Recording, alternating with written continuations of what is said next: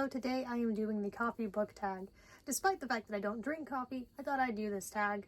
This tag was originally created by Bangady Bangz. So this is one of those tags where each prompt has like a certain thing, in this case types of coffee, and then a question to go along with it. So the first question is, black coffee. Name a series that's tough to get into but has hardcore fans. There are perhaps a couple I could say for this one. One of the ones that comes to mind is I think it's called the Stormlight Archive by Brandon Sanderson. See, I'm not exactly sure the name. I'm pretty sure that's the name. I don't know if I'll ever read something by Brandon Sanderson. I know he's a very popular modern fantasy author, and I know he writes very long books, and I think the series are pretty long too. And I do hear about those books sometimes on BookTube because they're quite popular. I will say at the moment, fantasy is not my favorite genre, but I'm definitely open to reading more of it. So that alone is intimidating. I know his books are pretty well received. So I've never actually attempted to get into that series, nor do I currently plan on it.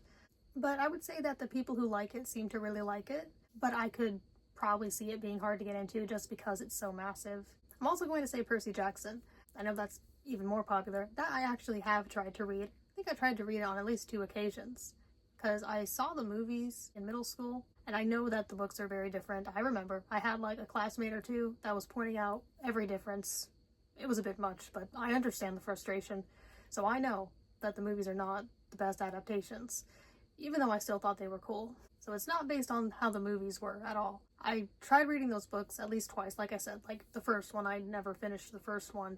I think my biggest issue with that is, despite the fact that I remember it being kind of interesting and well written, I just don't know if I can really make myself read a whole series that's so centered around Greek mythology, because that's a topic that I never really found super interesting. I know some people are really into that, and that's great, but yeah, I just don't know if I'd really get into that. Maybe that's a series I will try reading again someday. It's definitely not a book where I'm like, I'm never going to read that again. Maybe I'll like it more when I'm older. Even now I'm older than I was when I tried reading it the first time. But I know that's a popular series, and I know there are at least a few books in that series, but I think there's like a whole, I don't know if expanded universe is the right term, but I know there are like other series that are maybe spin-offs that are like connected to that, and that's kind of confusing and intimidating because it's like, do I need to read certain ones to understand others? I don't know. So I'm open to reading that again someday, but I currently do not have any plans. It's not on my TBR. Question 2 is Peppermint Mocha. Name a book that gets more popular during the winter or a festive time of year. Maybe this book, Let It Snow by John Green, Maureen Johnson, and Lauren Miracle. This is basically a collection of 3 holiday romances. I guess they'd be considered short stories considering the length of this, and each author wrote one of the stories. I read this a few years ago. I think it was sorta around Christmas time. I don't know if it was in December itself, maybe like November, but it was later in the year. I remember that. I mean, considering this takes place around Christmas time, I could see more people reading it around that time. Although this book was published in 2008, but about 10 years later it got a Netflix film adaptation, so maybe that gives it some more popularity. But also these authors are pretty popular, especially John Green. I mean, on BookTube, I don't really see more people talking about this book around Christmas time, but I think they're more likely to talk about it, but it's not like a book I see all the time, every year around this time. But it's fitting. Question 3 is Hot Chocolate. What is your favorite children's book?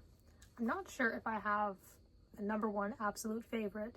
I do know that when I was in 2nd grade, I loved the book Chrysanthemum by Kevin Henkes. I remember we would have like books we'd check out from the classroom library, and I remember wanting to hold on to that one for quite a while. I eventually picked a different one, but I do remember liking that one quite a bit. And when I was a kid for a while, my library still had VHS tapes, but then at some point when I was still pretty young, I think they switched to DVDs, and I don't know what happened to the VHS tapes, they're gone. But I'm in that age range where I did have both VHS tapes and DVDs, kind of that transitional period. Although I guess I could see how someone my age would only have DVDs, but I think a lot of people my age had VHS tapes as well. At least the library still had them for a while, and they had some VHS tapes for the Scholastic Video Collection. I'll put some images on screen, and I believe there was one of Chrysanthemum, so I probably saw that, or at least I know that I saw some of the other ones, like the Little Red Riding Hood one that I put on the screen. So I don't know if I would still love Chrysanthemum today as much as I did then, but there was something about it back then. I guess I enjoyed it. The Scholastic Video Library was basically like animations of the illustrations in the children's books with narration, so that was something I watched as a kid. But I also want to mention Charlotte's Web by E.B. White. I definitely really like Charlotte's Web. I know I still like it. It's been a few years since I've read the book, and I think I would like to reread it someday. It's not very long, but I had a VHS tape of the original movie from the 70s, and I really liked that, and I know I just watched that again 2 years ago and still enjoyed it. And then I think before that I'd watched it just the year before, so I've definitely seen the movie many times. And I know the book is quite delightful as well. And I'd say they're pretty similar, but I do know the book has a little bit of things that aren't in the movie. So those parts especially will be fun to revisit, but I know that I quite like the story of Charlotte's Web, and have for a long time. Question 4, double shot of espresso. Name a book that kept you on the edge of your seat from start to finish. For this one, I'm going to say Catching Fire, the second book in the Hunger Games trilogy by Suzanne Collins. I read the Hunger Games for the first time last year. Well, I talk about it a bit in the video. I did try to read the first book a few years before that, but didn't finish it. I think it just wasn't the right time for me. But I have since then read the books, and I've also read the prequels. And I think this is definitely the best book of all of them. At least it's the one I enjoyed the most, but I know that that's not at all an unpopular opinion. This book I thought was pretty wild, and I didn't know a whole lot of things that happened in the Hunger Games. Like, I hadn't seen the movies. I saw the movies after reading the books, so I didn't know a lot of what was going to happen, and that made it especially interesting. I only knew a little bit of how things ended up, but this book was pretty crazy in an entertaining way. So much wild stuff was happening. This was definitely a book where, and this doesn't happen super often, I'm reading it before bed, and I think I'm going to stop at the end of a chapter, but then I'm like, okay, well now I gotta read another. That doesn't happen super often, but it did happen with this. In my experience with the Hunger Games, especially the trilogy, it felt like every chapter ended on either a cliffhanger or something really impactful. So I think these books are really well written. I thought it was really good. I really enjoyed this one. So yeah, I'd say that fits this prompt. I also named it one of the best books I read in 2024, if not the top spot. I think it might have been the top spot. Anyway, I'm very excited to make my best books I read in 2025 video. That'll probably come out in January though, because I am not done reading in 2025 yet. Question 5, Starbucks. Name a book you see everywhere. For this one, the book that comes to mind is A Court of Thorns and Roses by Sarah J. Maas. Just kind of Sarah J. Maas in general. I see a lot of things about her. She's very popular. You'll see those books in Walmart, which is where I do my usual grocery shopping, so she's always there. I have like people in my life who, like, there's someone I know who like doesn't use social media, but even she talked about reading her, which makes sense because they're popular. So like, for example, like I said, you're gonna see them at Walmart, so it's not like she's hard to find. But I'm just saying, like, I also have an older family member who was reading one of her books. That's because it was given to her by one of her grandkids, but still, I'm just saying, she really does feel everywhere, and especially on bookish spaces online, which is fine. I personally do not have any plans to read her at the moment, especially the A Court of Thorns and Roses series. I'm, like I said already, not super into fantasy, and I don't know if I like the romantasy aspect of it. I definitely don't want to read any of the, like, spicy romance, so I don't think that that would go super well for me. I also just want to read smaller authors. Now, I know I read a lot of really popular authors as well. I mean, I was just talking about the Hunger Games, but I do read some smaller authors for sure. I guess it's kind of just like, if I don't already have any interest in them, then I definitely would rather read smaller authors, but I have nothing against the author. It's just from what I've heard about her books, I don't think I would enjoy them. I don't think they'd be for me. I know I can't judge when I haven't read any of them, but just from what I've heard, I don't know if I'd particularly enjoy them. They seem to be enjoyed most by people who are more into the romance aspect of it, and I do want to read more romance, but it's kind of hard to find stuff in like the specifics of what I'm looking for. Like, I don't want to read any of the spicy stuff, but I don't know if I want to read stuff that's like perfectly clean either. I have no problem with like profanity usually. I just mean, like, you know, it's kind of hard to find that balance, but I'm sure there are books out there. I just gotta find them. If you have any recommendations, let me know. Question 6, That Hipster Coffee Shop. Give a book by an indie author a shout out. And like I was just talking about, here's an opportunity for me to talk about a smaller author. It's going to be an author I've mentioned a lot. I'll try not to ramble too much like I did on the box office tops and flops tag. That, I'm pretty sure, is my longest tag video, mostly because I was promoting that author's work. But I don't really regret it, because I have, in my experience, decided to put certain books on my TBR because certain booktubers I follow just kept mentioning them. So it can work for some, and I just want more people to read this author and to read smaller self-published authors as well. I am going to say Flesh Eater by Travis M. Riddle. This is the first book in the Houndstooth trilogy, which is an adult fantasy series that features characters that are anthropomorphic animals. I read this series last year and I really enjoyed it. I really liked the characters, which some people I know they really like to read character-driven books. I mean, there's definitely a plot to this, so it's not like they're just meandering around with no plot. But I know some people really care about the characters and really want to like them, and I felt that way with this. I also found it unique and funny, kind of disturbing, but for me it was in a I can't stop reading kind of way. I really enjoyed this series. I have the rest of the series here. Books 2 and 3, which are a bit bigger, Mother Pig and Dirt King. but in my experience with this author, I've read other books by him as well. I wasn't too intimidated going into these because I was already enjoying the series and I wanted to read more of it, and I just had a feeling that he would make it interesting. And these books didn't take me a really long time to finish. I mentioned that Catching Fire was one of my top books of 2024. Mother Pig, which is my favorite book in the series, was definitely another book in 2024 I read that I really liked. I think it was number 2 or 3.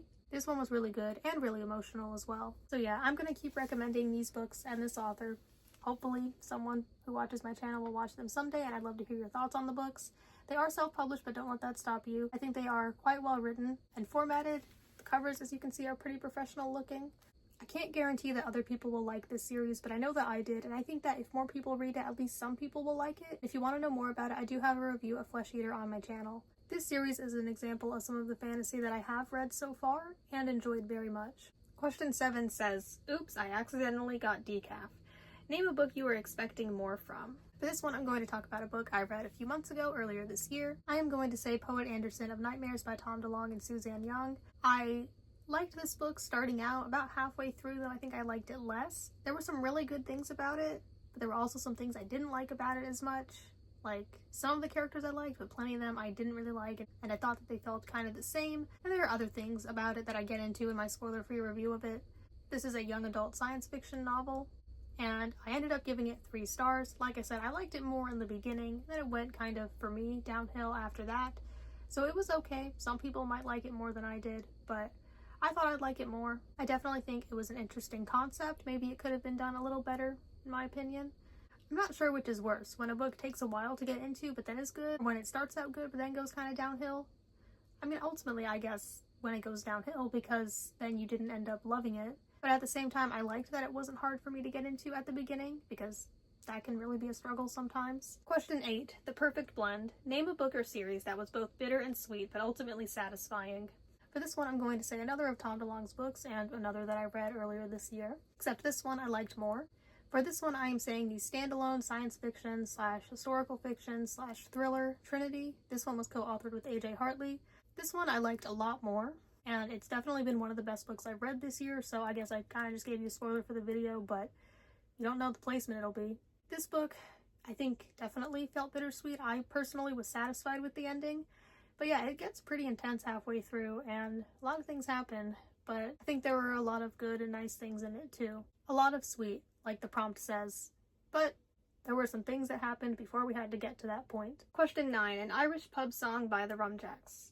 I don't know what that means. Is that like a name of the song? I'm sorry if I don't know. But anyway, a book that is misunderstood. For this one, I decided to say Forever by Judy Blume. Definitely one of my favorite authors. The reason why I'm saying this book is because I feel like if you didn't like the book, you didn't like the characters, didn't like the romance, that's fine. But I think some people possibly might judge it as being a love story and they're not satisfied with how it ended. But I feel like the point of this book wasn't to be a love story. It was to be about a certain topic that wasn't written about very much at that time it was published. You gotta consider its age. And I think it was more so about that, and so the romance was used as a part of that rather than it being really a story about those two characters. Like, this definitely wasn't one of my favorite books of hers, but I think it was important for its time and can still be important now. But I feel like even back then, I remember not loving the characters, not loving the outcome of their relationship.